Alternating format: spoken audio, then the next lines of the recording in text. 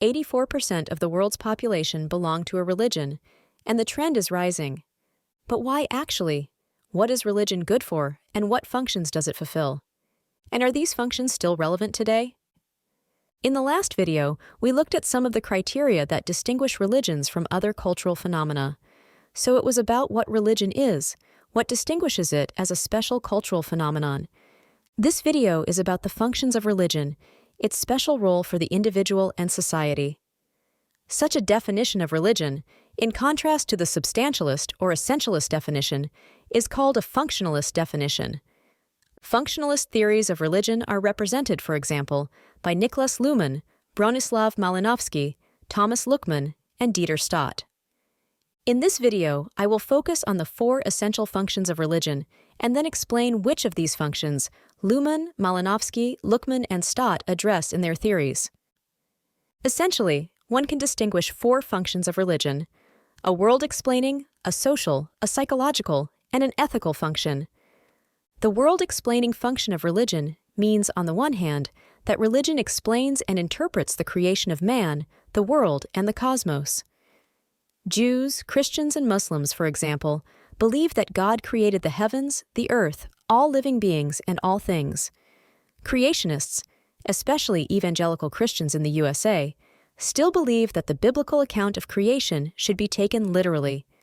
According to this view, the earth is less than 10,000 years old and was created by God in 6 days, including all living creatures. On the other hand, religion also explains historical developments. Historical events, especially wars or changes of power, were and are often explained by the will of God. Religion also provides explanations for previously inexplicable things. In ancient Greece, certain natural phenomena, such as thunderstorms, droughts, and floods, were explained by the wrath of the gods. Today, religion mainly makes statements about life after death. The world-explaining function of religion can also include its role in creating meaning. Religion makes statements about the meaning and purpose of life and gives meaning to difficult or bad events in the world or the life of the individual. On the one hand, the social function of religion is to legitimize and stabilize rule and society, or to criticize them. Religion also has a community-building effect through unifying religious beliefs and creates a sense of belonging through shared rituals and religious duties. Religion can also benefit society by forming and promoting a work ethic. Such a religiously based work ethic can be found, for example, in Protestantism, especially in Pietism or among the Amish people, who today live mainly in the USA and Canada. The charitable role of religion is also important for society. On the one hand, religion forms and finances charitable institutions and organizations to support poor, sick, disabled, homeless, or delinquent people. On the other hand, it maintains socially relevant facilities such as schools, retirement homes, and hospitals.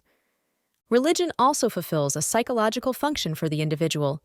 It helps to cope with crises, grief, and fear by providing comfort and hope, and serves to reduce stress, for example, through meditation.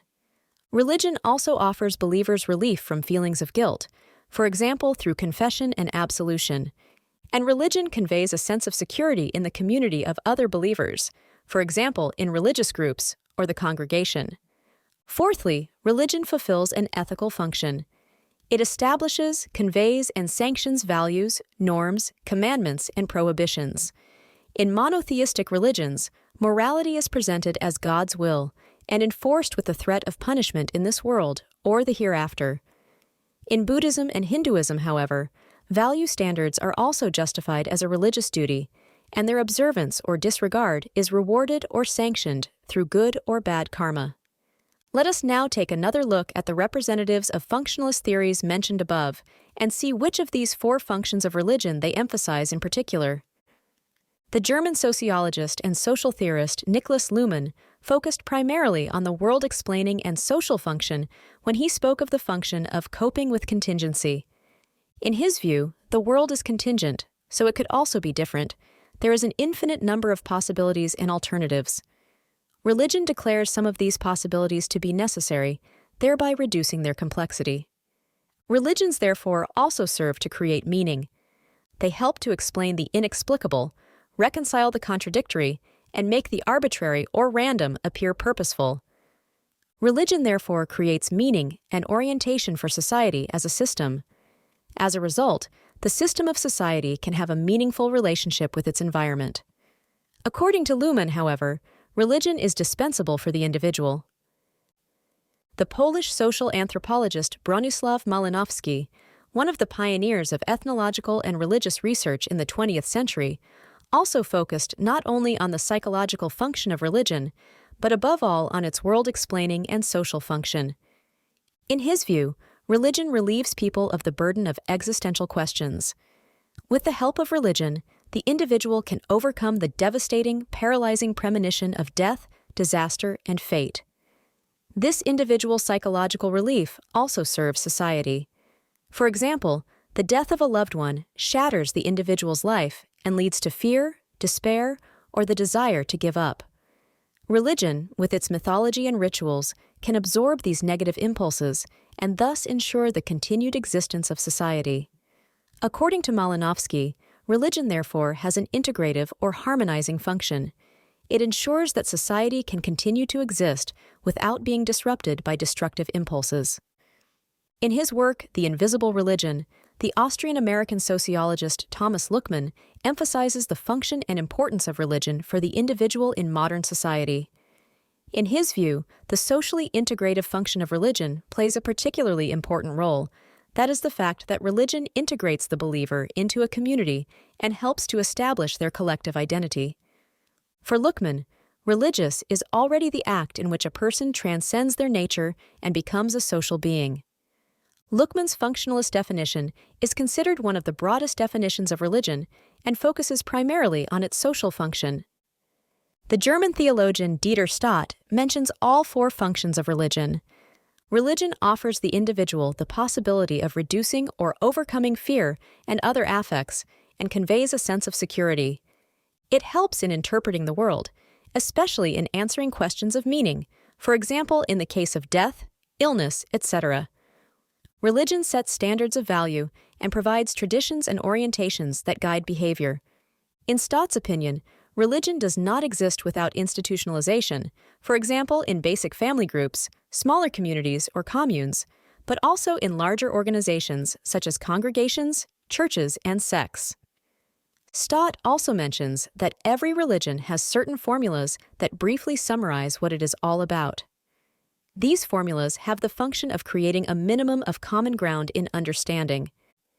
When considering the various functions of religion, one could get the impression that religion is consistently positive and an indispensable institution of society. However, all of the functions mentioned can also be viewed critically or fulfilled in other ways.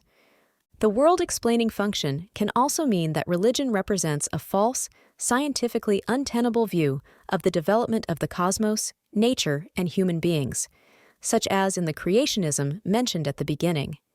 In some religions, humans are overrated as the crown of creation, and non-human nature is devalued. Through religion, humans therefore overestimate themselves and their role in the world, thus legitimizing a morally bad treatment of animals and nature. Nowadays, science is increasingly taking on the world-explaining function of religion.